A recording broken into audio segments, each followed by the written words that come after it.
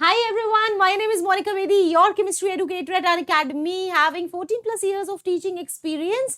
Well, this is a marathon session today, जिसकी details मैं आपको बाद में डिस्कस करती हूँ. पहले हम डिस्कस करते हैं अनअकैडमी की स्पेशल एंड प्लस क्लासेस के बारे में. मैं आपको कुछ जरूरी इंफॉर्मेशन दूंगी. तो let's get started with my introduction first. बच्चों, my name is Monica Bedi. As I've already told you, I have 14 plus years of teaching experience and I have qualified national eligibility test for lectureship among top 30 ranks all over India.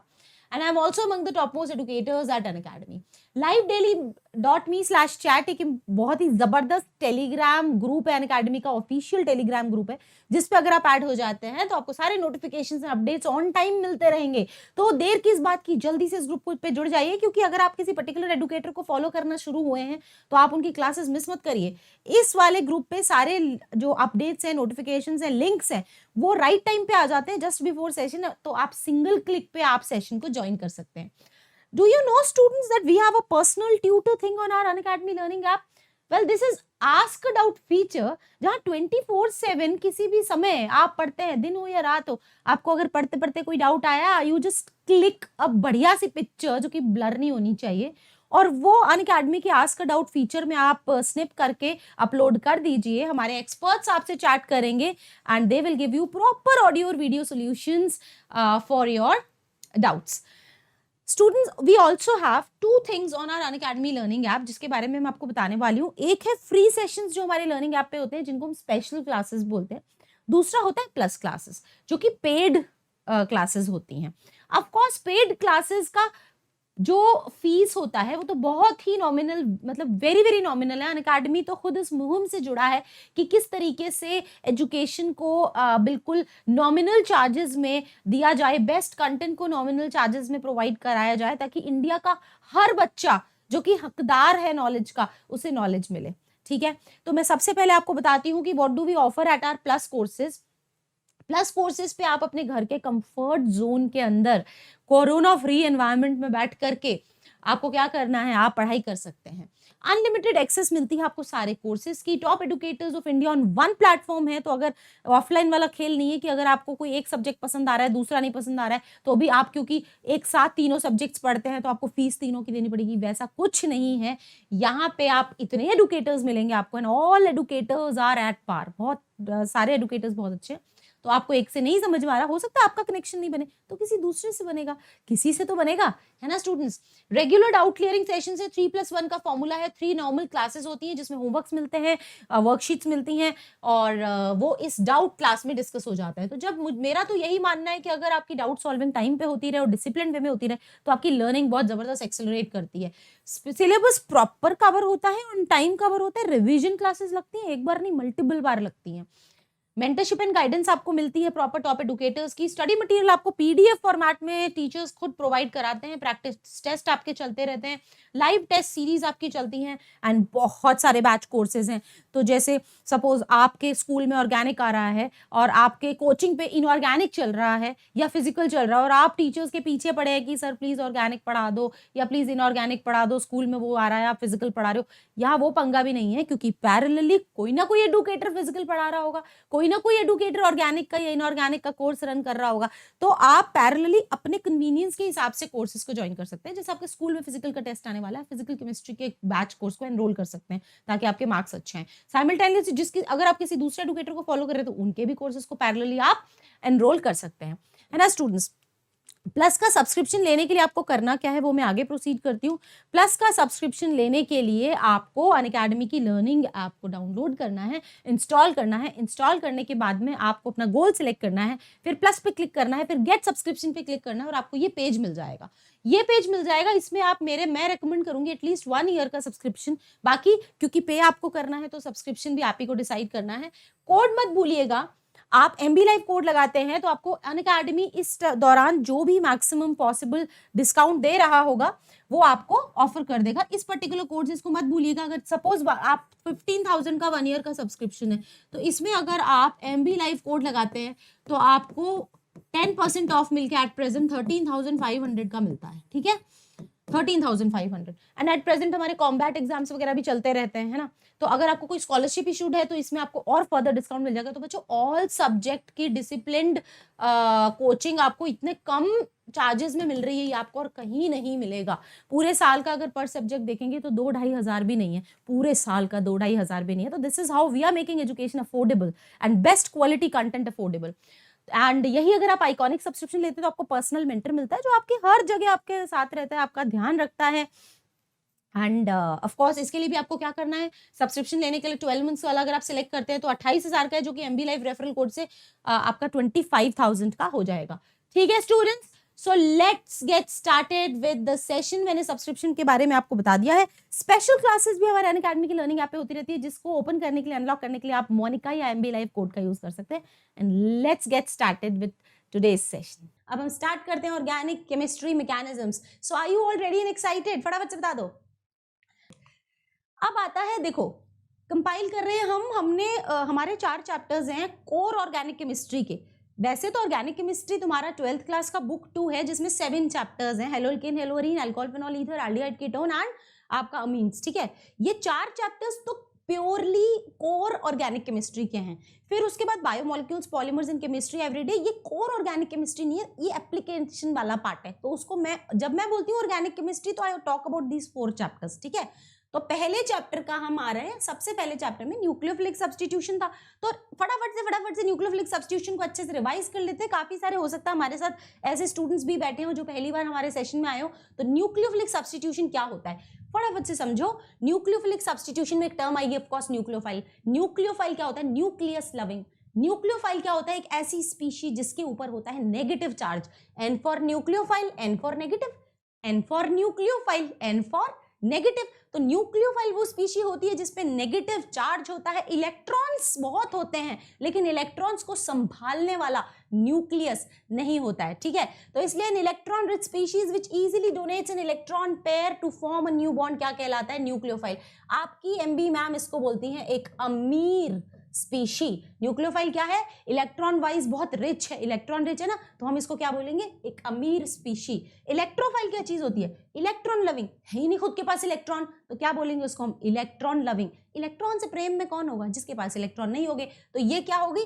एक गरीब species. ध्यान रखना बेटा, इसी तरीके से mechanisms पढ़ेंगे। और फिर लिविंग ग्रुप क्या होता है वो मैं आपको पढ़ाती हूँ आगे। ये देखिए, ये न्यूक्लियोफिलिक सब्स्टिट्यूशंस है, एल्काइल हैलाइड्स का कैरेक्टरिस्टिक रिएक्शन है। ये आपका एल्काइल हैलाइड है, ये कार्बन इलेक्ट्रोफिलिक है। अगर आप नोटिस करो तो ये जो कार्बन है ये इलेक्ट्रोफिलिक कार्बन है, इलेक्ट्रोफिलिक कार्बन है। इलेक्ट्रोफिलिक का क्या साइन होता है? हाउ डू यू रिकॉग्नाइज कि कोई चीज इलेक्ट्रोफिलिक होती है? या तो उस पर पॉजिटिव चार्ज हो या समहाउ आपको ये पता लग जाए कि हाँ वो क्या है? गरीब है। तो यार गरीब तो है ना, देखो जरा कार्बन हैलोजन बॉन्ड को देखो, हैलोजन ने कार्बन से इलेक्ट्रॉन्स जो है वो इंडक्टिव इफेक्ट के थ्रू अपनी ओर खींचे, और जैसे ही इलेक्ट्रॉन्स हैलोजन की तरफ चले तो हैलोजन हो गया अमीर और कार्बन हो गया गरीब। Got it? कार्बन हो गया गरीब। तो ये इलेक्ट्रोफिलिक सेंटर है, हम इसको बोलेंगे इलेक्ट्रोफिलिक सेंटर।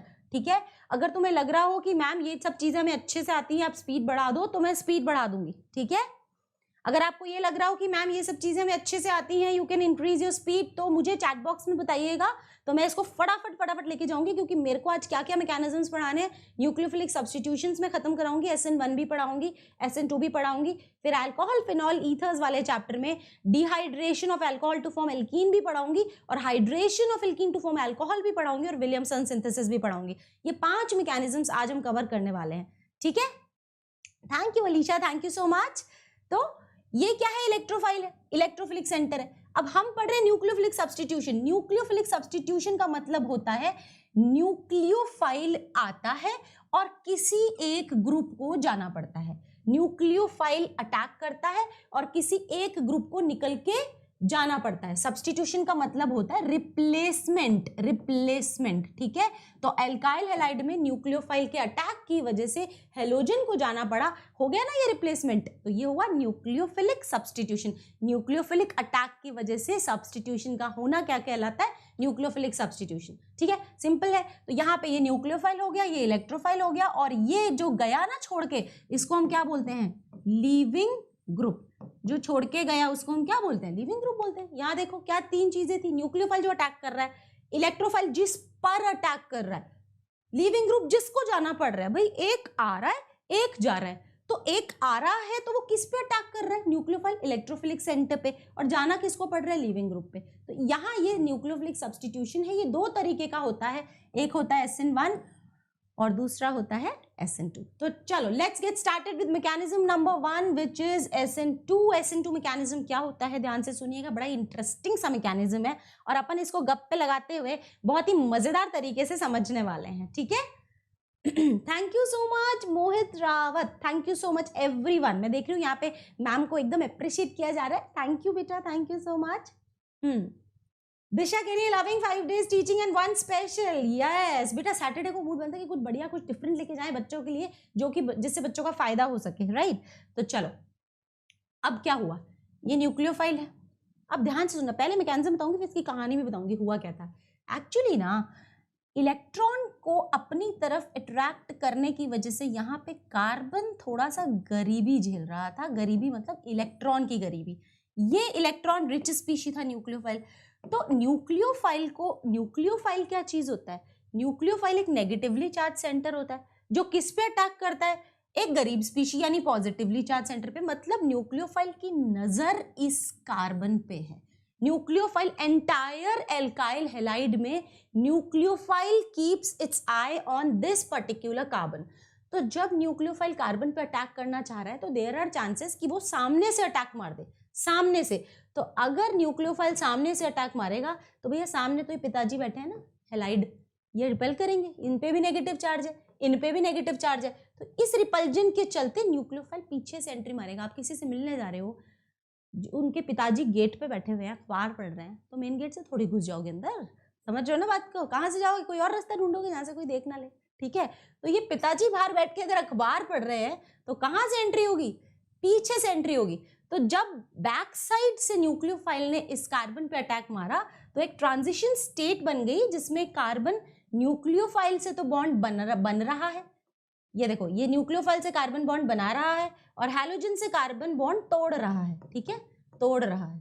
अब आप देख सकते हैं फाइनली हैलोजन को जाना पड़ेगा। ये देखिए, ये हैलोजन चला गया है और उसके बाद में न्यूक्लियोफाइल जुड़ गया, पर पूरी की पूरी ये जो हाइड्रोजन जो कि इस तरफ थे ना, इस तरफ, वो उल्टे होके उस तरफ चले गए। देखो स्टोइक्योमेट्री, इसकी जो स्टीरियोकेमिस्ट्री है ना, वो क्या हो गई है, इनवर्स हो गई है, जिसको हम क्या बोलते हैं, इन्वर्जन बोलते हैं, इन्वर्जन ऑफ कॉन्फिगरेशन।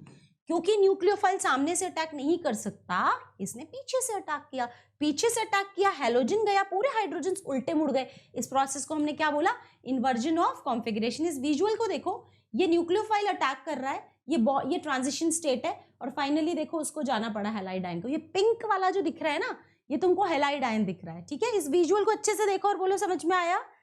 नोबिता वाला एग्जाम्पल लें क्या, बिल्कुल बिल्कुल नोबिता वाला एग्जाम्पल लेते हैं। चलो क्लियर हो गया, ये वाला मैकेनिज्म आपने अच्छे से पढ़ा हुआ भी है कि मैं बेसिकली आपका रिवीजन करा रही हूँ मैकेनिज्म्स का, एक साथ सारे मैकेनिज्म्स रिवाइज करवा रही हूँ, ठीक है।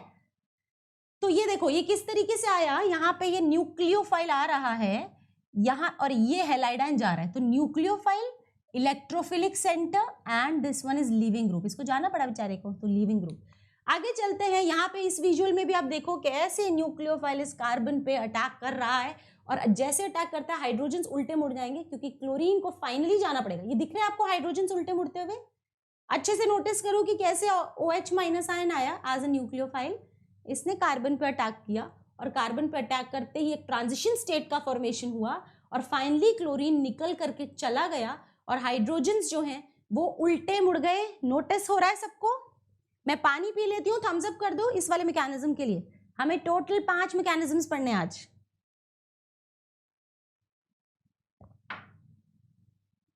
फटाफट से इस मैकेनिज्म के लिए थम्स अप कर दो सारे बच्चे।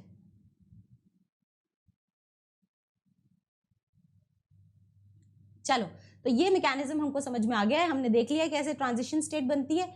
इसमें इन्वर्जन ऑफ कॉन्फिगरेशन जो होता है कि जैसे हाइड्रोजन्स बिल्कुल रिवर्स वे में मुड़ जाते हैं, इसको इस छतरी के थ्रू समझा जाता है। तेज हवा में आप लोगों में से किसी कोई छतरी लेके जा रहा हो और उसकी छतरी उल्टी हो जाए, इसको हम क्या बोलेंगे, इन्वर्जन। और इसीलिए जो हमने अभी अभी मैकेनिज्म पढ़ा था SN2 it is characterized by inversion of configuration. अब यार इसका रिएक्टिविटी डिस्कस कर लेते हैं, ठीक है, थोड़ा सा इसका रिएक्टिविटी पोर्शन डिस्कस करते हैं। भैया न्यूक्लियोफाइल को इंटरेस्ट किस में था, न्यूक्लियोफाइल को इंटरेस्ट इस कार्बन में था, ठीक है। और कब तक इंटरेस्ट था, मतलब कि इस हेलोजन को भगा के इसको जगह लेनी थी। ऐसे केस में हाइड्रोजन्स की वजह से इसको कोई इशू नहीं हो रहा था, क्योंकि हाइड्रोजन्स तो बहुत छोटे छोटे थे, तो वो इस न्यूक्लियोफिलिक अटैक को कोई प्रॉब्लम क्रिएट नहीं कर रहे थे। लेकिन अगर हम हैलोजन यहाँ पे एक हाइड्रोजन हटा करके एल्काइल ग्रुप लगा दें, कोई सा भी मिथाइल हो जाए, इथाइल हो जाए, प्रोपाइल हो जाए, एक हाइड्रोजन हटा के एक एल्काइल ग्रुप लगा दें, तो उससे जो रिएक्टिविटी थी वो रिड्यूस टू, अगर पहले रिएक्टिविटी 30 थी तो अभी रिएक्टिविटी रिड्यूस टू 1 रह गई, क्योंकि न्यूक्लियोफाइल को प्रॉब्लम हो जाएगी ना, थोड़ा रिएक्टिविटी स्टेरिक हिंड्रेंस होगी इस एल्काइल ग्रुप की वजह से। समझ रहे हो बात को, कि न्यूक्लियोफाइल जब अटैक करेगा बैक साइड, तो यहाँ फ्रंट साइड अटैक इसलिए नहीं कर सकता क्योंकि इस पे नेगेटिव चार्ज है। बैक साइड अटैक करते वक्त इनकी भी नजर है, भाई स्कूल में हम लेट हो गए, ठीक है, लेट हो गए तो फ्रंट साइड मेन गेट से घुस रहे हैं, मेन गेट के बाहर प्रिंसिपल सर खड़े हैं, तो यार अपन थोड़ी ना कोई बेवकूफ है जो प्रिंसिपल सर खड़े हैं, लेट हो गए तो डांड मुर्गा बनने का शौक थोड़ी अपने को, ठीक है। तो अपन कहाँ से जाएंगे, अपन सोचेंगे यार स्कूल में तो घुसना ही है, पीछे की दीवार से घुसते हैं। अब पीछे की दीवार के पास तुम्हारा क्लास टीचर बैठा हुआ है, कोई काम कर रहा है, ठीक है, पीछे की दीवार की साइड ही क्लास टीचर का रूम है, क्लासरूम है, कुछ भी है, वहां दिख गए तो तुमको प्रॉब्लम है कि अरे यार शिट, अभी वहां प्रिंसिपल सर और यहाँ तुम्हारा क्लास टीचर, तो और ज्यादा प्रॉब्लम लेके मतलब रिएक्टिविटी वीक हो जाएगी। और अगर मैंने 2 एल्काइल ग्रुप्स लगा लिए तो रिएक्टिविटी क्या हो जाएगी, और भी वीक हो जाएगी। और अगर मैंने तीनों एल्काइल ग्रुप्स लगा लिए, अब क्या होने वाला है भैया, पूरे क्लास टीचर की मतलब भीड़ लगी पड़ी है पीछे, तो क्लास टीचर्स, टीचर्स ही टीचर्स, खूब सारे टीचर्स सामने, प्रिंसिपल पीछे, टीचर्स तुम क्या कहोगे, जाना ही नहीं यार, ऐसी तैसी घर जा रहे हैं हम तो, लेट हो गए, डांट खाने का कौन वो रिस्क उठाएगा। क्लियर हो रहा है ये चीज। इसके नाम पे मेरे को एक और एग्जाम्पल याद आता है, अपन किसी से कभी मिलने जाएं, है ना, अपन किसी से मिलने जाएं किसी के घर, है ना, सामने कौन बैठे हैं, पापा जी अखबार पढ़ रहे हैं, तो सोचे यार पीछे के गेट से जाते हैं, पीछे की खिड़की से जाते हैं, पीछे की खिड़की के पास अगर चाची जी बैठी हो, है ना, तो प्रॉब्लम हो जाएगी। सामने पिताजी, पीछे चाची जी, चाची जी भी बैठी हैं, चाचा जी भी बैठे हैं, और प्रॉब्लम हो जाएगी। चाची जी बैठी हैं, चाचा जी बैठे हैं, भाई साहब भी बैठे हैं। अब क्या करें, इस केस में न्यूक्लियोफाइल कहेगा मैं नहीं आ सकता, मैं अटैक कर ही नहीं सकता, मैं इस कार्बन पे अटैक कर ही नहीं सकता। और अगर ये कार्बन भी न्यूक्लियोफाइल में इक्वली इंटरेस्टेड है, तो अब बारी कार्बन की है अपना अप्रोच दिखाने की। अगर उसे न्यूक्लियोफाइल के से मिलना है ना, तो अब उसको एफर्ट लेना पड़ेगा, क्योंकि न्यूक्लियोफाइल के एंट्री के तो सारे रास्ते बनते भैया, सामने पिताजी, पीछे चाचा जी, चाची जी, भैया जी, क्या करें, कुछ नहीं कर सकते, कुछ भी नहीं कर सकते। तो न्यूक्लियोफाइल कहेगा मैं अटैक नहीं कर सकता, मैं आउट ऑफ द शो हूँ, अभी तुमको मुझसे मिलना है, तुम एफर्ट लो, कोई प्लान बनाओ, करो कुछ भी, ठीक है। आगे चलते हैं। इसका मतलब SN2 मैकेनिज्म के अंदर, SN2 में 2 का मतलब क्या है, वो आता है ना आप सारे बच्चों को, कि what is the meaning of 2 in SN2। बेटा देखो, एक चीज मैंने आपको शायद बताई नहीं, SN2 में 2 का मतलब होता है स्लो स्टेप में दोनों स्पीशीज का इन्वॉल्वमेंट होना, एल्काइल हैलाइड का भी, एल्काइल हैलाइड का भी इन्वॉल्वमेंट है, और ये कौन है, ये न्यूक्लियोफाइल है, न्यूक्लियोफाइल का भी इन्वॉल्वमेंट है, एल्काइल हैलाइड का भी इन्वॉल्वमेंट है, और न्यूक्लियोफाइल का भी इन्वॉल्वमेंट है। तो जब दोनों ही स्पीशीज का इक्वल इन्वॉल्वमेंट है during this process in the slow step, तो इन दोनों स्पीशीज की वजह से जो केमिकल इसकी काइनेटिक्स होती है उसका ऑर्डर हो जाता है 2, ठीक है, इसीलिए 2 means the involvement of both the 2 species in the slow step. लेकिन जैसे जैसे आप एल्काइल ग्रुप्स को बल्की करते चले जा रहे हो, जैसे जैसे आपने एल्काइल ग्रुप्स बल्की किए, तो न्यूक्लियोफाइल का तो यार रोल ही खत्म हो गया ना। न्यूक्लियोफाइल ने कहा कि भाई I am unable to attack, because सामने तुमने ये एक्स को बिठा रखा है पहरा देने के लिए, पीछे ये इतने बल्की ग्रुप्स हैं, तो फिर मैं आऊं तो आऊं कैसे, न्यूक्लियोफाइल कहेगा मैं नहीं आ सकता, मैं नहीं अटैक कर सकता। तो इस केस में जो मैकेनिज्म होगा वो SN1 के थ्रू होगा, SN2 के थ्रू नहीं होगा, SN1 के थ्रू होगा, क्योंकि न्यूक्लियोफाइल तो कहेगा ऐसे गेम में चीटिंग होगी तो मैं नहीं खेलूंगा, है ना तो nucleophile out of the game हो जाएगा, और स्लो स्टेप के अंदर एल्काइल हैलाइड को ही एफर्ट लेना पड़ेगा रिएक्शन के लिए, तो उसमें सिर्फ एल्काइल हैलाइड पार्टिसिपेट करेगा, तो SN1 हो जाएगा, क्योंकि 1 स्पीशी का ही रोल रहेगा। तो SN2 के अंदर आपका जो रिएक्टिविटी ऑर्डर है वो ये है कि हल्के वाले में सबसे तेज, फिर जैसे ही तुम थोड़ी थोड़ी स्टेरिक हिंड्रेंस बढ़ाते हो तो रिएक्टिविटी स्लो हो जाती है, फिर तुम और ज्यादा स्टेरिक हिंड्रेंस बढ़ाते हो, मतलब कि 3 डिग्री कर देते हो, तो रिएक्टिविटी और भी वीक हो जाती है। मतलब ये 30 है तो फिर ये 1 है, और ये तो भाई 0 ही हो जाती है 3 डिग्री में, तो रिएक्टिविटी SN2 की कुछ होती नहीं है।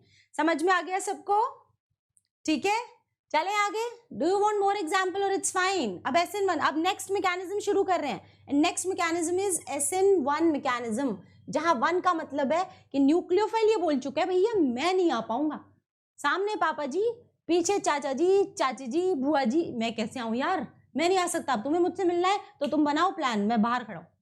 ठीक है, तो ये क्या है SN1। SN1 में न्यूक्लियोफाइल का अटैक, मतलब न्यूक्लियोफाइल का इन्वॉल्वमेंट नहीं होता स्लो स्टेप में, सिर्फ एल्काइल हैलाइड का इन्वॉल्वमेंट होता है, इसलिए रेट ऑफ रिएक्शन भी सिर्फ एल्काइल हैलाइड की कंसेंट्रेशन पे डिपेंड करती है, इसीलिए हम इसको क्या बोलते हैं, SN1 मैकेनिज्म।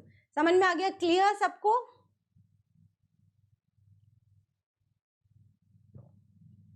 चलो आगे बढ़ते हैं। SN1 में क्या हुआ, देखो तुम्हें कहीं दिख रहा है न्यूक्लियोफाइल, इसमें तुम्हें कहीं न्यूक्लियोफाइल नहीं दिखेगा है। Are you able to see any nucleophile in the slow step? This is step number 1, this is slow step, step number 1। Can you see any nucleophile in this particular step? There is no nucleophile, there is only one species which is alkyl halide. Since there is only alkyl halide which is involved in this particular slow step, so the mechanism is SN1. ये जो बल्कि alkyl halides होते हैं ना, ये SN1 के through react करते हैं, क्योंकि बल्कि होने के कारण इन पे न्यूक्लियोफाइल स्लो स्टेप में अटैक ही नहीं कर सकता है। तो ये क्या करते हैं, स्लो स्टेप में खुद ही पहले हैलाइड आयन को भेज देते हैं, जैसे जिससे भी तुम मिलने जा रहे हो वो खुद ही प्लान बना के पापा को किसी काम से भेज दे, तो फिर गेट की जो एंट्री है वहां से न्यूक्लियोफाइल के अटैक की पॉसिबिलिटी क्रिएट की जा सकती है। ठीक है, तो ये क्या करता है, खुद ही ब्रोमाइड आयन को किसी काम से भेज देता है, और जब ये भेजता है तो प्लेनर कार्बोकेटाइन में ही कन्वर्ट हो जाता है, और फिर न्यूक्लियोफाइल देखता है कि भैया गए पापा जी, अब अपन फ्रंट गेट से धीरे धीरे एंट्री ले सकते हैं। तो इसी तरीके से सेकंड स्टेप, जिसको हम फास्ट स्टेप कहते हैं। अभी एक बात बताओ, जैसे ही तुमने देखा कि पापा जी गेट पे नहीं बैठे, फास्टली घुस जाओगे अंदर फटाफट नजर बचा के सबकी, तो बस ये भी फास्ट स्टेप में फटाफट से OHS पे अटैक करता है एंड अल्कोहल की फॉर्मेशन होती है। क्योंकि स्लो स्टेप में इन्वॉल्वमेंट सिर्फ एल्काइल हैलाइड का होता है, इसलिए हम इसको SN1 कहते हैं। और जितना बल्कि एल्काइल हैलाइड होगा मैकेनिज्म SN1 फेवर्ड होगा, जितना हल्का एल्काइल हैलाइड होगा मैकेनिज्म SN2 फेवर्ड होगा। I hope this is clear to everyone. SN1 mechanism का विजुअल अच्छे से देखें, फटाफट से SN1 मैकेनिज्म का विजुअल देखें। मैम किसी रिएक्शन को देख के कैसे पता चलेगा कि SN2 है या SN1 है? बेटा रिएक्शन को देख के ऐसे पता लगेगा सूर्यांश कि एल्काइल हैलाइड अगर बल्कि है, एल्काइल, बेटा रिएक्शन तो वही हो रही है, सब्स्टिट्यूशन वही हो रहा है, आपको सिर्फ उसका रास्ता पता करना है, किस रास्ते से आया है। रिएक्टेंट वही है, प्रोडक्ट वही है, रास्ते अलग हैं। तो रास्ता पता करने के लिए आप बी अ गुड ऑब्जर्वर, आप एल्काइल हैलाइड की बेसिकली देखो कि वो बल्कि है कि नहीं है। अगर वो बल्कि है तो डेफिनेटली वो SN1 वाले रास्ते से आया होगा, और अगर वो हल्का है तो वो डेफिनेटली SN2 वाले रास्ते से आया होगा। Got it? क्लियर सबको? चलो जी, अब ये देख लो, पहले इसने भेज दिया, मतलब हेलोजन को इसने स्लो स्टेप में पहले ही भेजेगा, देखो ये भेज दिया, पहले ही भेज दिया, और पहले ही भेज के और ये इसने अटैक कर लिया इनकमिंग न्यूक्लियोफाइल ने। ठीक है, बाद में अटैक किया है, स्लो स्टेप में पहले एल्काइल हैलाइड ने इसको रवानगी दी है। चलो मैकेनिज्म नंबर 2 हमारे समझ में आ गया है, SN1। अब हम आ रहे हैं SN2 एंड SN1 की रिएक्टिविटी ऑर्डर पे। जितना बल्कि होगा उतना ही SN1 फेवर्ड होगा, क्योंकि SN1 का देखो इस तरफ बढ़ रहा है reactivity. If you notice SN1 की उस तरफ बढ़ रही है, मतलब प्राइमरी में सबसे कम होती है, फिर सेकेंडरी में और टर्शरी में SN1 का रिएक्टिविटी सबसे ज्यादा होता है। ठीक है, और SN2 वाले केस में प्राइमरी के अंदर रिएक्टिविटी सबसे तेज होती है, प्राइमरी के अंदर रिएक्टिविटी जो होती है वो सबसे तेज होती है, और जैसे जैसे बल्कि होता जाएगा रिएक्टिविटी घटता जाएगा। क्लियर हो गया बच्चों सबको?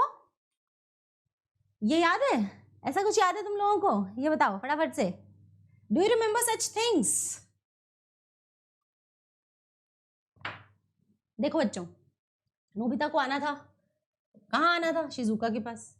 इधर ये स्कूल के प्रिंसिपल सर खड़े थे, प्रिंसिपल सर खड़े थे तो नोबिता सामने से आ ही नहीं सकता, पिटेगा। ठीक है, इसने क्या सोचा, पीछे से आता हूँ, पीछे से आता हूँ। पीछे अगर डोरेमोन है, डोरेमोन मतलब हाइड्रोजन्स, पीछे अगर डोरेमोन है तो उसके लिए बहुत फेवरेबल है बाबा। लेकिन अगर एक जियान भी आ गया तो नोबिता तो जियान से भी घबराता है, तो वो थोड़ा घबराया हुआ रहेगा। अगर 2 जियान आ गए तो उसके पास शिजुका तक पहुंचना और मुश्किल हो जाएगा। और अगर 3 जियान आ गए तो नोबिता कहेगा मैं आ रहा ही नहीं हूं, डेस्टिनी तक पहुंच ही नहीं सकता, शिजुका तक पहुंच ही नहीं सकता। तो ये इस केस में नोबिता कुछ नहीं कर सकता, तो Nobita out of the game हो जाएगा फिलहाल, फॉर अ टाइम बीइंग। जो भी करना है वो इसी को करना है, जो भी करना है वो यहाँ जो डेस्टिनी है वो शिजुका हो कोई भी हो उसी को करना है। वो क्या करेंगे, प्रिंसिपल सर को आप पहले भेजेंगे स्लो स्टेप में, फिर नोबिता एंट्री लेगा। तो स्लो स्टेप में इसका इन्वॉल्वमेंट ना होने के कारण SN1 के मैकेनिज्म के अंदर, मतलब टर्शियरी के अंदर SN1 फेवर्ड होता है। Is that clear to everyone? Mechanism number 3 start करने से पहले मुझे थम्स अप चाहिए। अब अल्कोहल फिनॉल ईथर्स के मैकेनिज्म में मैं आ रही हूं। अल्कोहल फिनॉल ईथर के में क्या, अच्छा रेसिमाइजेशन एंड रिटेंशन सिखा दूं धर्मेंद्र? ओके ओके, रेसिमाइजेशन क्या होता है, चलो एक बार मैं आपको रेसिमाइजेशन एंड रिटेंशन सिखा देती हूँ। ये देखो बेसिकली बेटा, जब SN1 मैकेनिज्म में 3 डिग्री अल्काइल हैलाइड ने इसको भेज दिया था ना, तो इसको भेजते ही ये प्लेनर हो जाता है। इसका विजुअल देखो, SN1 का विजुअल देखो, जैसे इसने हेलोजन को रवाना किया ये प्लेनर कार्बोकेटाइन में कन्वर्ट हुआ। और जब बेटा कोई कार्बोकेटाइन प्लेनर होता है ना, ये देखो CH3 CH3 CH3, अगर कार्बोकेटाइन प्लेनर होता है तो फिर इस ग्रीन बॉल के अटैक करने के चांसेस यहाँ से या फिर यहाँ से बराबर हो जाते हैं। कोई चीज बिल्कुल प्लेनर है तो प्लेनर चीज पे तो इधर से अटैक और इधर से अटैक का चांस कैसा है, सेम है यार, ठीक है। तो इसीलिए कोई फ्रंट साइड और बैक साइड अटैक के चांसेस बिल्कुल सेम हो जाते हैं। तो अगर 50% यहाँ से अटैक होता है और 50% यहाँ से अटैक होता है, because probability of attack is equal when the attacking species absolutely planar. तो अगर यहाँ से अटैक होगा तो ये मिथाइल ग्रुप वापस वहीं मुड़ जाएंगे जहां थे, वापस वहीं मुड़ जाएंगे जहां थे। अगर जो आपका न्यूक्लियोफाइल है वो कहाँ से अटैक कर रहा है, यहाँ से अटैक कर रहा है, ठीक है। लेकिन अगर न्यूक्लियोफाइल यहां से अटैक कर रहा है तो फिर क्या होगा ये देखो फिर क्या होगा, ये ऑपोजिट मुड़ जाएंगे। मतलब 50% प्रोडक्ट मिलेगा जो कि ऑलरेडी जो कॉन्फ़िगरेशन रिएक्टेंट की थी, जो रिएक्टेंट की ऑलरेडी कॉन्फ़िगरेशन थी वैसा 50% वो प्रोडक्ट मिला, और 50% प्रोडक्ट मिला जिसके अंदर कॉन्फ़िगरेशन इन्वर्ट हो गई। तो इसको हम क्या बोलते हैं, ऐसा 50-50% मिक्सचर, इस कॉम्पोजिशन को ना हम रेसिमिक मिक्सचर बोलते हैं। इसीलिए SN1 की पहचान होती है रेसिमाइजेशन, रेसिमाइजेशन SN1 की पहचान होती है और इन्वर्जन SN2 की पहचान होती है। क्योंकि SN2 के अंदर तो क्या होता है, बिल्कुल स्टोइकियोमेट्री उल्टी पड़ जाती है ना, तुम विजुअल के थ्रू देख लो, तुम्हें अब भी समझ में आ जाएगा। ये देखो SN2 के अंदर तो बैक साइड अटैक होता है, फ्रंट से तो पॉसिबल ही नहीं, क्योंकि जब तक OH आता नहीं है तब तक क्लोरीन जाता नहीं है। तो फाइनली क्लोरीन के जाने के बाद में पूरी छतरी उल्टी हो जाती है, मतलब हाइड्रोजन जहां मुड़े हुए थे उससे स्टीरियोकेमिकली उल्टे मुड़ गए हैं। तो इसको हम क्या बोलते हैं, इन्वर्जन, ठीक है, इसको हम बोलते हैं इन्वर्जन। लेकिन अगर हम SN1 में देखें, SN1 को देखो, SN1 के अंदर बेसिकली इसने पहले ही इसको हैलाइड आयन को रवाना कर दिया था, एल्काइल हैलाइड ने पहले ही हैलाइड आयन को रवाना कर दिया था।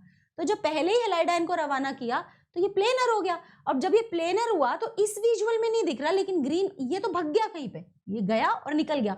तो ग्रीन यहां से भी अटैक कर सकता है बेटा और यहां से भी अटैक कर सकता है।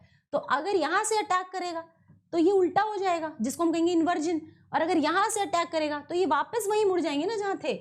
इसको हम बोलते हैं रिटेंशन, रिटेंशन मतलब रिटेन करना, ठीक है। तो क्योंकि इन्वर्जन और रिटेंशन की प्रोबेबिलिटी सेम है, दोनों तरफ से अटैक के चांसेस सेम है, इसलिए बिल्कुल 50-50% रिटेंशन और इन्वर्जन वाले प्रोडक्ट्स जो हैं वो ऑब्टेन होते हैं। और इसी मिक्सचर को जहां पे बिल्कुल 50-50% रिटेंशन और इन्वर्जन हो, इसको हम रेसिमिक मिक्सचर बोलते हैं। क्लियर हो गया सबको? सबको अच्छे से समझ में आ गया? चले आगे बेटा। जो कोई भी अल्काइल हैलाइड जो इसको फेंकने के बाद स्टेबिलिटी गेन करता है ना, चाहे वो स्टेबिलिटी रेजोनेंस से आए चाहे वो स्टेबिलिटी इंडक्टिव से आए, अगर हेलोजन को बाहर निकालने के बाद ये इसको स्टेबिलिटी मिलती है तो उस केस में SN1 मैकेनिज्म प्रिफर्ड होता है। मतलब कौन कौन सी स्पीशीज SN1 मैकेनिज्म कर सकती हैं, ये देखो CH2 double bond CH CH2 Cl, ठीक है। ये कैसा है, एल्कीनाइल हैलाइड है ना, क्योंकि इसमें डबल बॉन्ड भी है। अब अगर ये क्लोरीन को रिलीज कर दे सपोज, तो ये क्या बनाएगा, CH2 double bond CH CH2 plus. अब ये रेजोनेंस स्टेबलाइज्ड है, तो रेजोनेंस स्टेबलाइज्ड जो इंटरमीडिएट बनने के कारण ये SN1 को प्रेफर करेगा, ठीक है, SN1 को प्रेफर करेगा, क्योंकि ऐसे में इसको स्टेबिलिटी मिल रही है। स्टेबिलिटी समझते हो तुम? स्टेबिलिटी का मतलब होता है something which it is find more interesting, chlorine को छोड़ने के बाद में इसको ज्यादा मजे आए, ठीक है, और फाइनल डेस्टिनेशन तक पहुंचना ही है यार। तुम अगर जयपुर से गोवा जाने का प्लान कर रहे हो तो बीच का रिसोर्ट कितना भी खूबसूरत होगा तो मोटिवेशन रहेगा ना जाने का। अगर बीच का रिसोर्ट बहुत सुंदर होगा, गोवा के रास्ते में एक जगह तुम्हारा मिडवे है, एक जगह तुम्हारा स्टे है, और वो रिसोर्ट काफी सुंदर है जो तुमको अट्रैक्ट कर रहा है अपार्ट फ्रॉम गोवा, तो इसका मतलब ये थोड़ी कि गोवा जाने का मोटिवेशन ही खत्म हो गया। गोवा तो जाना ही है यार, मजे तो करने ही है, ठीक है, लेकिन बीच में भी जहां हम स्टे कर रहे हैं वो भी अगर इतना सुंदर है तो हम फिर उस रिसोर्ट में स्टे करने का प्लान बनाएंगे ना। समझ रहे हो चीज को?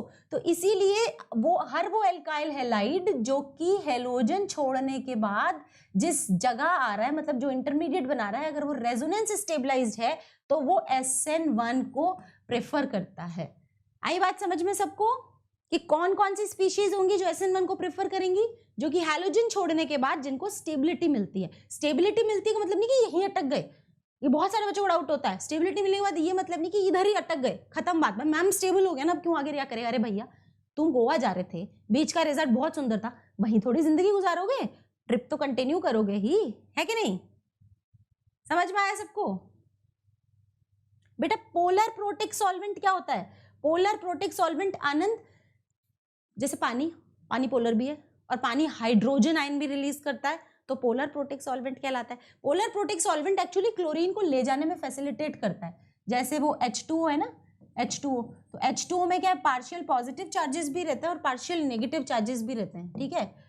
वाटर इज पोलर क्योंकि वाटर में ऑक्सीजन पे कौन सा चार्ज होता है, पार्शियल नेगेटिव, और इस पे कौन सा चार्ज होता है, पार्शियल पॉजिटिव। तो पार्शियल नेगेटिव और पार्शियल पॉजिटिव दोनों चार्जेस होने के कारण ये पोलर मॉलिक्यूल कहलाता है, जहां ये नेगेटिव चार्ज है और इधर कौन सा चार्ज है, पॉजिटिव चार्ज है। तो ये इस तरीके के पोलर प्रोटिक सॉल्वेंट्स जो क्लोरीन को तोड़ने का काम फैसिलिटेट करते हैं। हर चीज किसी न किसी की मदद से होती है ना बेटा?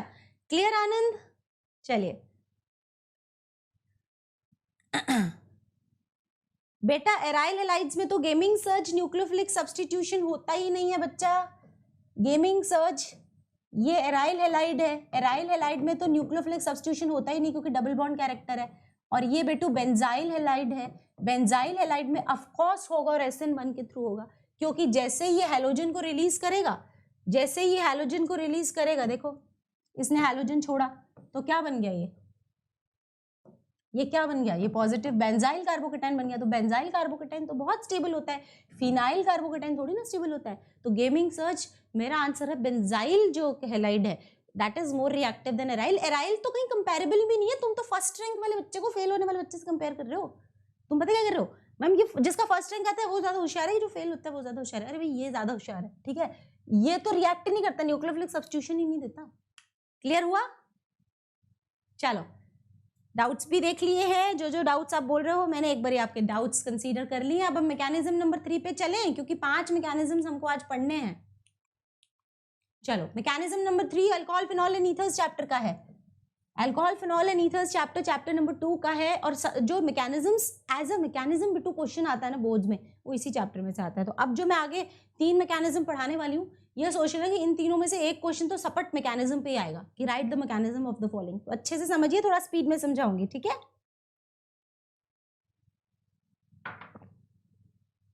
देखो पहला मैकेनिज्म है इस चैप्टर का एसिड कैटालाइज्ड हाइड्रेशन। मैं मेरे तरीके से भी समझाऊंगी, थोड़ा कोशिश करती हूँ कि आपको याद हो जाए, नोट्स बनाइएगा इसके, ठीक है। एल्कीन को के अंदर वाटर का हम एडिशन करवाते हैं तो अल्कोहल की फॉर्मेशन होती है।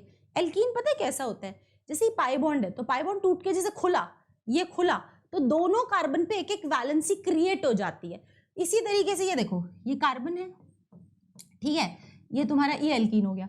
अब मैं आपको कह रही हूं कि ये बॉन्ड टूटा, जैसे ही ये बॉन्ड टूटा तो यहाँ 2 वैलेंसीज क्रिएट हो जाएंगे। इन पे आप कुछ भी ऐड कर सकते हैं, आप हाइड्रोजन ऐड करेंगे तो हाइड्रोजनेशन हो जाएगा, हैलोजन ऐड करेंगे तो हैलोजनेशन हो जाएगा, H और OH ऐड करेंगे तो हाइड्रेशन हो जाएगा, और HCl ऐड करेंगे तो हाइड्रोहैलोजिनेशन हो जाएगा। तो एल्कीन्स का एडिशन उनका कैरेक्टरिस्टिक होता है, जहां पे बेसिकली होता क्या है, डबल बॉन्ड जो है, ये डबल बॉन्ड है, ये टूटता है, ये टूटता है और टूट के ओपन अप होता है और यहाँ पे नई स्पीशीज का एडिशन हो जाता है। क्लियर? तो एडिशन रिएक्शन एल्कीन में करवा रहे हैं जिसमें हम डबल बॉन्ड तोड़ रहे हैं, एक पे हाइड्रोजन ऐड कर रहे हैं और एक पे OH ऐड कर रहे हैं, H और OH, तो इससे हमारे अल्कोहल्स की फॉर्मेशन हो रही है। सी ये एल्कीन था तो यहाँ पे H2O का एडिशन कराया तो ये देखो प्रोपेन टू ऑल बन गया। तो पहला मैकेनिज्म इस चैप्टर का है एसिड कैटालाइज्ड हाइड्रेशन।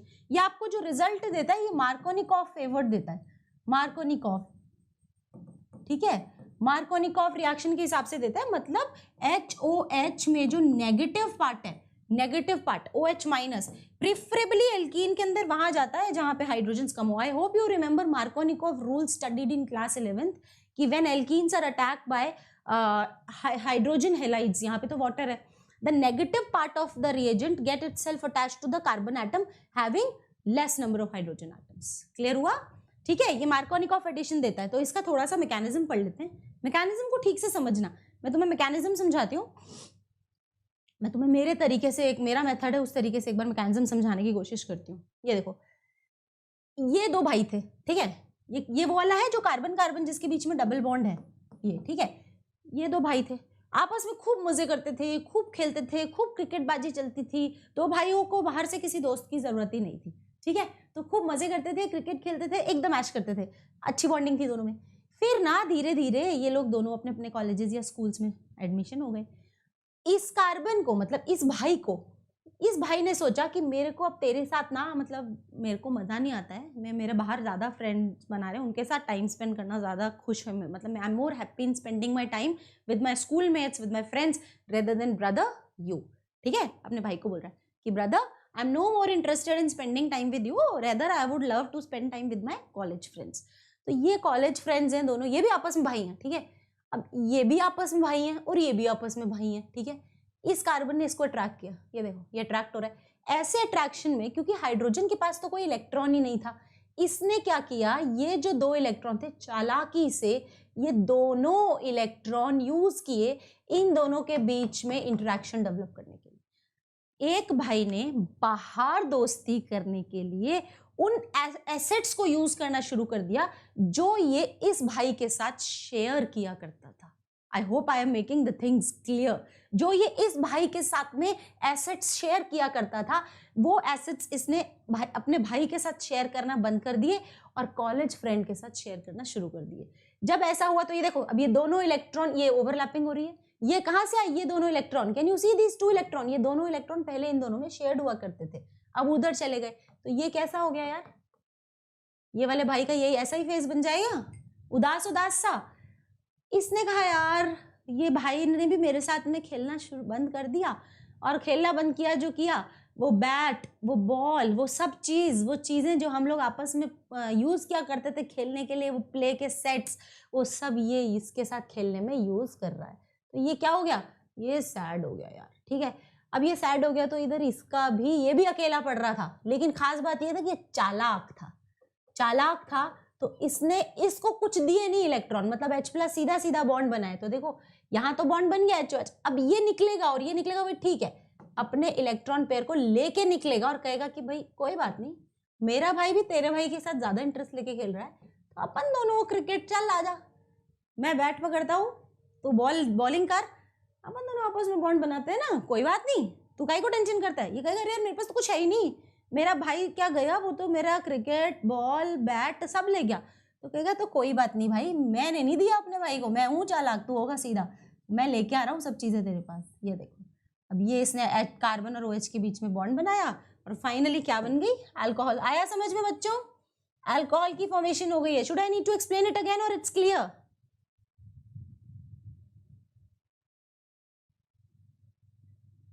फटाफट से बताओ, is that clear to everyone? So this is how this thing happens, मतलब acid catalyzed hydration of alkenes to form alcohol. Basically it's an addition reaction. Basically ये जो दो इलेक्ट्रॉन थे ये इसके साथ शेयर्ड है और OH ने यहाँ से अटैक मार दिया है। तो अब इसमें क्या क्या स्टेप्स होते हैं, पहले एसिड कैटलाइज्ड हाइड्रेशन में पानी और H+ मिलकर H3O+ बनाते हैं। मैं स्टूडेंट्स को बोलती हूँ इसको लर्न करने का मेथड क्या है, क्योंकि रिएक्शन मैकेनिज्म का नाम ही एसिड कैटलाइज्ड हाइड्रेशन है, एसिड कैटलाइज्ड हाइड्रेशन। तो इसको ऐसे याद कर लो कि एसिड का H+ ले आओ और हाइड्रेशन का वाटर ले आओ, मतलब नाम ही है ना एसिड कैटलाइज्ड हाइड्रेशन, और इन दोनों को ऐड करके H3O+ स्पीशीज तुम बना दो। फिर अगले स्टेप में एल्कीन पे H3O+ का अटैक करवाना और एल्कीन का कार्बन को प्रोटोनेट करवा देना। देखो ये एल्कीन, ये मैंने अभी जो तुम्हें जो विजुअल से नहीं दिखाया था कि इसको अपने भाई में इंटरेस्ट नहीं आ रहा, इसको इसके साथ खेलना है, तो ये देखो ये इसको इसके में इंटरेस्ट आ रहा है, तो ये प्रोटोनेट हुआ। जैसे ही प्रोटोनेट हुआ तो ये कैसा हो गया, सैड हो गया। सैड हो गया तो ये लोन पेयर लेके आया इससे बॉन्ड बनाने के लिए। तो अगले स्टेप में इसका न्यूक्लियोफिलिक अटैक होगा, वाटर मॉलिक्यूल का न्यूक्लियोफिलिक अटैक होगा, और ये वाटर मॉलिक्यूल इधर आ गया, लेकिन इस वाटर मॉलिक्यूल के इधर आते ऑक्सीजन पॉजिटिवली चार्ज हो गया, तो पॉजिटिवली चार्ज ऑक्सीजन की तो ये हालत होती है। फाइनली ये हाइड्रोजन को रिलीज कर देगा, डीप्रोटोनेशन कर देगा, और डीप्रोटोनेशन करते ही क्या हो जाएगा, अल्कोहल की फॉर्मेशन हो जाएगी। अल्कोहल बन गया ना। देखो, should I need to explain it again? Simple steps हैं। स्टेप 1 क्या है? स्टेप 1 है आपका प्रोटोनेशन ऑफ एल्कीन। पहले एल्कीन प्रोटोनेट होएगी, ठीक है, वाटर निकल गया, फिर वाटर न्यूक्लियोफिलिक अटैक करेगा बचे हुए कार्बन पे, रोते हुए भाई के साथ बॉन्ड बनाने की कोशिश करेगा, फिर फाइनली डीप्रोटोनेशन होगा और अल्कोहल की फॉर्मेशन हो जाएगी। ठीक है, क्लियर हो गया? Protonation, then nucleophilic attack, then deprotonation. Simple, protonation, nucleophilic attack and deprotonation. Clear हो गया? तो थम्स अप कर दो, हम लास्ट मैकेनिज्म की तरफ बढ़ जाएं। ठीक है, क्लियर? थम्स अप कर दो, फटाफट से मैं पानी पी लेती हूँ। Quickly thumbs up in the chat box.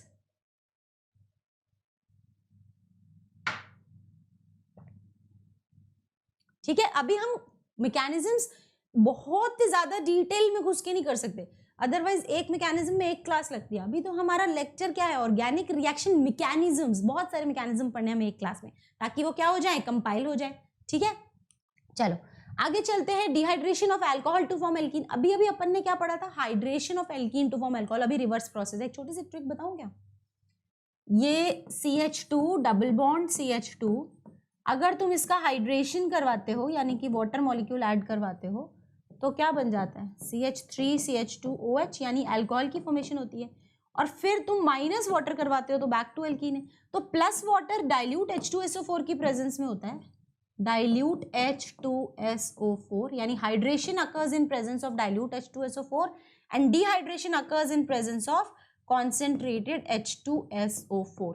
ये एक ट्रिक है। एल्कीन टू अल्कोहल बनाना है, डाइल्यूट H2SO4 ले लो, अल्कोहल से वापस एल्कीन बनानी है, कॉन्सेंट्रेटेड H2SO4 ले लो। ठीक है, नेक्स्ट मैकेनिज्म पे चले।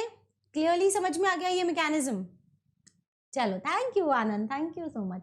तो देखो, अल्कोहल को अगर तुम 443 डिग्री केल्विन पे 443 केल्विन पे हीट करते हो तो एल्कीन का फॉर्मेशन होता है, लेकिन थोड़े लोअर टेम्परेचर पे हीट करते हो तो अल्कोहल, एक मिनट, ये 5 कहीं से गिर के इधर आ गया है।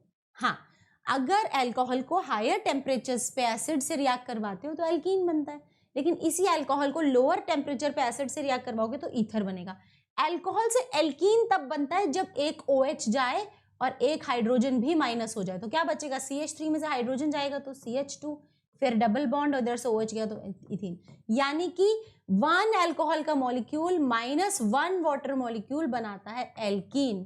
ठीक है, लेकिन अगर तुम 2 अल्कोहल के मॉलिक्यूल ले रहे हो, CH3 CH2OH, HO CH2 CH3, और इसमें से तुम एक वाटर का एलिमिनेशन कर रहे हो, इसमें से तुम एक वाटर का एलिमिनेशन कर रहे हो, ये देखो ये, तो क्या बनेगा, CH3 CH2O CH2 CH3, ether का फॉर्मेशन। मतलब 2 मोल्स ऑफ अल्कोहल में से एक वाटर निकलेगा तो ईथर बनेगा, लेकिन हर मोल ऑफ अल्कोहल में से एक एक वाटर निकलेगा तो ये एल्कीन बनेगा। दोनों ही डिहाइड्रेशंस हैं, लेकिन मैकेनिज्म्स अलग हैं।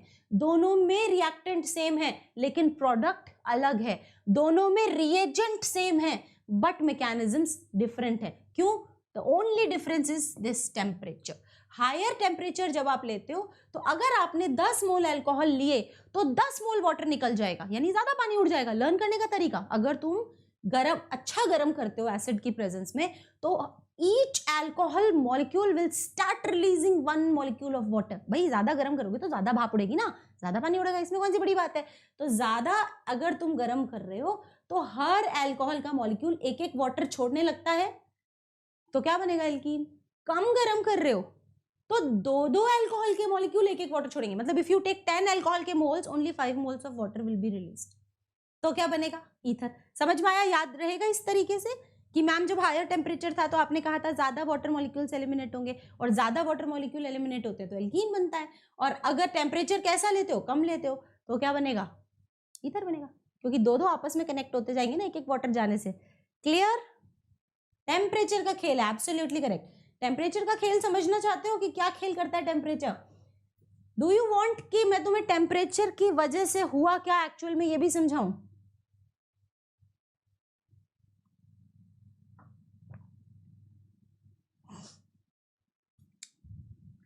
चलो क्लियर हो गया?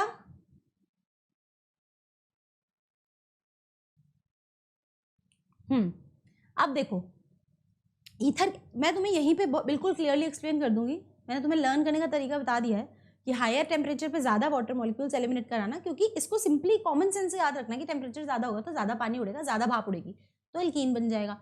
कम टेम्परेचर को बच्चे इसको उल्टा याद कर लेते, रटते हैं ना, तो रटते हैं तो उल्टा उल्टा याद कर लेते, याद ही नहीं आता 413 पे क्या हुआ था, 443 पे क्या हुआ था, अरे भाई 443 हायर टेम्परेचर है तो ज्यादा पानी उड़ गया, ज्यादा पानी उड़ गया तो एल्कीन बन गया।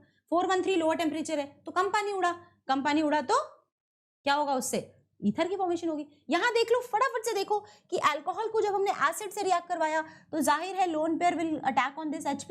लोन पेयर क्या करेंगे, इस H+ पे अटैक करेंगे। जब लोन पेयर इस H+ पे अटैक करेंगे तो इसकी फॉर्मेशन हो जाएगी। ठीक है, अब यहाँ क्या होने वाला है टेम्परेचर डिफरेंस की वजह से, वो तुम्हारा समझना बहुत जरूरी है।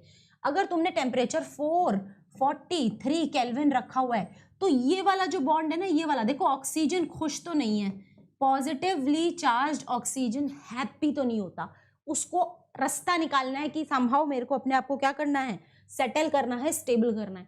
तो ये वाले बॉन्ड में एजिटेशन ज्यादा होती है, कंपन ज्यादा होते हैं, थर्मल एजिटेशन ज्यादा होती है, क्योंकि तुमने टेम्परेचर ज्यादा रखी है तो ये बॉन्ड टूटना जो है वो क्या हो जाएगा, आसान हो जाएगा। क्लियर? जब तुम टेम्परेचर ज्यादा रखोगे तो ये बॉन्ड फटाफट टूटेगा। जैसे ही ये बॉन्ड टूटेगा तो यहाँ क्या बन जाएगा, CH3 CH2+, और फिर ये अपने आप को स्टेबलाइज करने के लिए H+ भी निकाल फेंकेगा और क्या बन जाएगा, CH2 CH2 यानी एल्कीन। लेकिन अगर तुमने टेम्परेचर कम रखा हुआ है, यानी 413 केल्विन टेम्परेचर अगर तुमने रखा हुआ है, तो इस केस में इस बॉन्ड के टूटने का जो स्कोप है वो थोड़ा कम हो गया है, क्योंकि कम टेम्परेचर पे थर्मल एजिटेशंस कम होती हैं, कंपन कम होता है, बॉन्ड का टूटना जरा सा मुश्किल होता है। ऑब्वियसली ना, हायर टेम्परेचर एनर्जी प्रोवाइड करती है बॉन्ड के टूटने के लिए, टेम्परेचर कम रख दिया तो ये बॉन्ड का टूटने का प्रोबेबिलिटी थोड़ा कम होगा। तो इससे पहले ये बॉन्ड टूटे, इस पे कौन अटैक करता है, देखो इस बॉन्ड की बात कर रहे हैं हम, ये बॉन्ड देख रहे हो सब लोग, इससे पहले कि ये बॉन्ड टूटे इस पे कौन अटैक दे मारेगा, दूसरा अल्कोहल का मॉलिक्यूल एज न्यूक्लियोफाइल। समझे?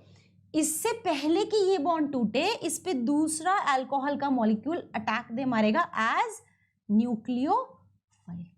ठीक है, अब जैसे इसने अटैक किया तो फिर ये बॉन्ड टूट के वाटर मॉलिक्यूल जो है वो बाहर निकल गया। तो देखो ये वाटर मॉलिक्यूल बाहर निकल गया, ठीक है, टूटा, लेकिन अटैक होने के बाद टूटा, क्योंकि थर्मल एजिटेशन इतनी ज्यादा नहीं थी, इतना कंपन नहीं था। ठीक है, तो अब इसमें ये आपका न्यूक्लियोफिलिक अटैक करके जुड़ गया इससे, और फाइनली फिर ये पॉजिटिव ऑक्सीजन के पास तो एक ही चारा होता है, हाइड्रोजन निकाल के फेंक देता है। तो इधर से इसने इलेक्ट्रॉन धरे और इसको बोला निकल, और ये देखो ये निकल गया और क्या बन गया, ईथर। समझ में आया दो टेम्परेचर्स पे क्या डिफरेंस हुआ है? I think it is well explain now कि दो टेम्परेचर्स में क्या डिफरेंस है। ठीक है, क्लियर? मतलब बेसिकली जो आपका ये वाला स्टेप था ना, जिसमें आपने अल्कोहल का प्रोटोनेशन करवाया था, CH3 CH2OH, तो H+ की प्रेजेंस में प्रोटोनेशन हो रहा था इसका, तो प्रोटोनेशन हो करके जो बन रहा था CH3 CH2OH2, तो पूरा खेल यहाँ पे आता है, पूरा खेल यहाँ पे आता है। अगर टेम्परेचर आपका ज्यादा है, अगर आपने इस पर्टिकुलर रिएक्शन में टेम्परेचर ज्यादा ले रखा है, तो ये वाले बॉन्ड का थर्मल एजिटेशन अच्छे से होगा और ये निकल भगेगा। ठीक है, वाटर अलग और ये CH3 CH2 अलग, ठीक है, CH3 CH2 अलग। अब ये क्या होगा, H+ माइनस H+ मतलब H+ भी निकल गया और फाइनली क्या बन गया, एल्कीन की फॉर्मेशन हो गई। लेकिन ये कौन से टेम्परेचर पे हुआ है, 443 पे, क्योंकि हायर टेम्परेचर था तो इसके टूटने का चांसेस ज्यादा था। लेकिन अगर आपने टेम्परेचर 413 केल्विन रखा है, 413, तो इस वाले बॉन्ड के अंदर कंपन जरा कम हो रहा है, और इससे पहले कि ये टूटने का सोचे, इस पे अटैक होता है किसका, CH3 CH2OH का as a nucleophile, as a nucleophile इस पे अटैक होता है। और फिर जब ये इस पे अटैक होगा तो स्पीशी क्या बनेगी, CH3 CH2। अब टूट गया अटैक की वजह से, वो तो गया, ये लो अलग कर देते हैं, उस H2O को तो अपन अलग कर देते हैं, इससे कौन जुड़ गया, ये O, ये H और ये CH2 CH3। ठीक है, पॉजिटिव चार्ज आ गया, फाइनली इसने इसको रखा और H+ को भी बाहर निकाल दिया, तो ईथर की फॉर्मेशन हो गई। तो यहाँ पे पूरा खेल है, टेम्परेचर ज्यादा होगा तो पहले बॉन्ड टूटेगा, टेम्परेचर कम होगा तो पहले अटैक होगा, फिर बॉन्ड टूटेगा। क्लियर? इसीलिए समझ में आ गया सब कुछ, इसीलिए ये डिफरेंट डिफरेंट प्रोडक्ट्स बनते हैं, डिफरेंट मैकेनिज्म्स फॉलोड हो जाते हैं व्हेन यू कीप टेम्परेचर। देखो ना, reactant same, reagent same, temperature different है, प्रोडक्ट डिफरेंट है, क्योंकि मैकेनिज्म ही अलग हो गए। आई होप बच्चों this is absolutely clear to you all. दोनों चीजें समझ में आ गई हैं। Now we are coming to the last mechanism of today's session which is Williamson synthesis. सबको क्लियर हो गया है? बेटा हाइड्रोबोरेशन ऑक्सीडेशन पार्ट 2 में लेके आऊंगी, ठीक है? टाइम बचेगा तो भी समझा दूंगी, अदरवाइज पार्ट 2 में लेके आएंगे, ठीक है? एक्चुअली चीजों को ना अच्छे से समझाने में वक्त लगता है, और अपने पास 1 आवर शेड्यूल्ड है अभी, ठीक है? तो मैकेनिज्म नंबर 5 स्टार्ट कर रहे हैं, विलियमसन सिंथेसिस। ये भी अल्कोहल फिनॉल ईथर का है। अल्कोहल फिनॉल ईथर में बेटा देखो, आज के सेशन में सारे मैकेनिज्म्स नहीं है, न्यूक्लियोफिलिक एडिशन नहीं है जो एल्डिहाइड कीटोन्स में आता है। हाइड्रोबोरेशन का मैकेनिज्म तो खैर कोर्स में ही नहीं है, वो तो तुम लोग डिमांड कर रहे हो कि मैम समझाओ, वो ना तो सीबीएसई की कोर्स में ना आता है, बट फिर भी मेरे बच्चे कहेंगे तो मैं पक्का से समझाऊंगी, क्योंकि इतना कोई टफ नहीं है, समझ में आ जाएगा। तो हाइड्रोबोरेशन ऑक्सीडेशन कोर्स में नहीं है, बट मैं ले आऊंगी उसका सेशन भी, ठीक है? न्यूक्लियोफिलिक एडिशन एल्डिहाइड कीटोन्स वाले चैप्टर में है, तो इसका एक काम करेंगे, इसका पार्ट 2 बना देंगे। तो उसमें एक तो अपन एलिमिनेशन मैकेनिज्म ले लेंगे, न्यूक्लियोफिलिक एडिशन ले लेंगे, हाइड्रोबोरेशन ऑक्सीडेशन ले लेंगे, बस बाकी यही मैकेनिज्म्स हैं। टोटल मैकेनिज्म ही पूरी ऑर्गेनिक केमिस्ट्री में 8 या 9 है बस, ठीक है? 5 अपन ने आज कर लिए, 8 4 5 नेक्स्ट क्लास में कर लेंगे, खत्म बात, 2 पार्ट्स आ जाएंगे, ठीक है? चलो कथांशी प्लस का स्केड्यूल मंडे टू थर्सडे होता है बच्चों, प्लस का स्केड्यूल मंडे टू थर्सडे होता है, ठीक है? अभिनव कह रहे हैं कोर्स में जो है उतना ही काफी है। देखो अब ईथर्स बना रहे अपन, ईथर्स क्या होते हैं? ईथर्स होते हैं वाटर मॉलिक्यूल में अगर तुम 2 एल्काइल ग्रुप, 2 हाइड्रोजन हटा के 2 एल्काइल ग्रुप लगा दो तो वो क्या कहलाता है? ईथर कहलाता है। तो दिस इज ईथर। तो बेटा जो अनसिमेट्रिकल ईथर्स होते हैं ना, अनसिमेट्रिकल ईथर्स, उनकी फॉर्मेशन के लिए, अनसिमेट्रिकल ईथर्स की फॉर्मेशन के लिए विलियमसन सिंथेसिस जो है वो यूज होता है। मतलब तुम्हारे को चॉइस ऑफ रिएजेंट करना पड़ता है। तो शॉर्टकट तो ये है कि अगर दोनों एल्काइल ग्रुप डिफरेंट होंगे तो डेफिनेटली क्या होगा, एक एल्काइल ग्रुप कैसा होगा? हल्का होगा, और दूसरा एल्काइल ग्रुप कैसा होगा? बल्कि होगा, ठीक है? एक एल्काइल ग्रुप हल्का होगा और दूसरा एल्काइल ग्रुप कैसा होगा? बल्कि होगा। तो बिल्कुल फंडा सिंपल है कि alkyl halide and sodium alkoxides are the reactants of Williamson synthesis, where alkyl halide react with sodium alkoxide to form ether. अब यहाँ पे आपने जो हल्का alkyl group लाना है वो as alkyl halide लाना है। मतलब I can also write कि a हल्का alkyl halide and a bulky alkoxide react with each other to form ether। मतलब ये हल्का होना चाहिए, हल्का ग्रुप एज एल्काइल हैलाइड आना चाहिए, और बल्कि ग्रुप एज एल्कोक्साइड आना चाहिए। हल्का group as alkyl halide and bulky group as alkoxide. तो आई कैन राइट हल्का alkyl halide reacts with bulky alkoxide to form ether, ठीक है? तो दिस इज विलियमसन सिंथेसिस।